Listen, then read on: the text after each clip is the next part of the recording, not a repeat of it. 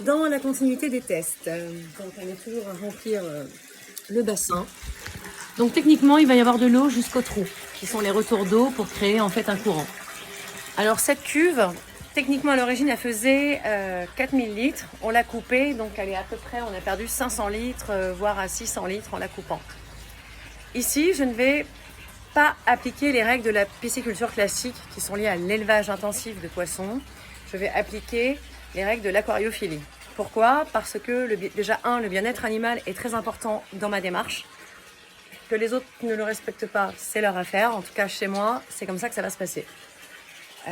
Donc, aucun jugement là-dessus, chacun fait ce qu'il veut. Donc ici, ça sera les règles de l'aquariophilie pour avoir des tilapias. Donc, je vais faire des tilapias puisque avec des températures atteignant quasiment les 40 degrés, comme je vous expliquais ce matin, eh bien, on est obligé de faire un poisson qui est dans des eaux chaudes et qui est adapté à des grandes amplitudes de température qui vont entre, bien souvent en eau, à 31 degrés et parfois 19 degrés.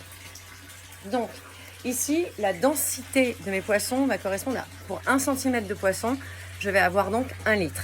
Mes poissons, je ne vais pas les manger puisque j'ai pas que ça à faire et puis je ne sais pas tuer des poissons. Il y a des pisciculteurs pour ça, il y a des mecs qui font de l'élevage pour ça et moi ici, je ne fais pas ça.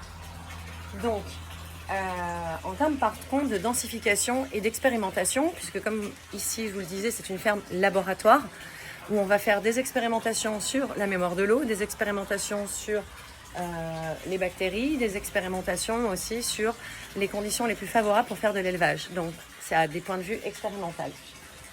Donc ici, je vais mettre environ un tilapia tous les 20 litres.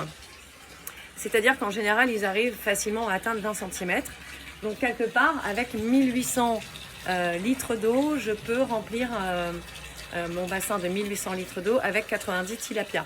Ici, j'aurai donc quasiment 2500 litres d'eau. Je vais garder cette concentration de poisson par rapport au taux d'ammonia dont j'ai besoin pour pouvoir nourrir mes plantes et mes bactéries.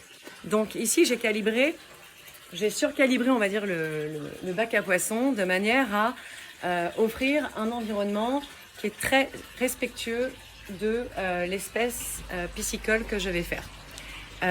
Lorsqu'on fait de l'écrevisse, c'est à peu près la même chose. Par contre, il ne faut jamais mélanger les écrevisses avec les poissons. Ils ne s'entendent pas très bien et les écrevisses sont assez voraces et agressives. Donc ça stresse un peu les poissons et un poisson stressé, c'est un poisson qui ne va pas déféquer et donc si il ne défèque pas, eh bien vu que le poisson c'est le moteur de ton aquaponie avec les bactéries, eh bien un poisson stressé qui ne défèque pas, ça veut dire des plantes qui vont être chlorosées ou en carence et ici c'est pas le but.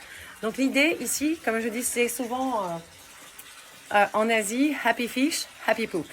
Donc en gros, tu veux lui faire des conditions les plus favorables possibles, pas trop de densification, de manière à ce qu'il puisse se reproduire. Il va y avoir aussi l'installation de bois flottants, de pierres, des sortes de microsystèmes dans lesquels il va pouvoir se cacher, parce qu'ils sont timides les poissons, des endroits où il va aussi pouvoir se reproduire, et surtout à la surface, donc il y aura des retours, il y aura du courant, des endroits où est-ce qu'il peut, en montant un peu plus à la surface, venir, on va dire, s'exercer. Il ne va pas être dans une eau qui va être,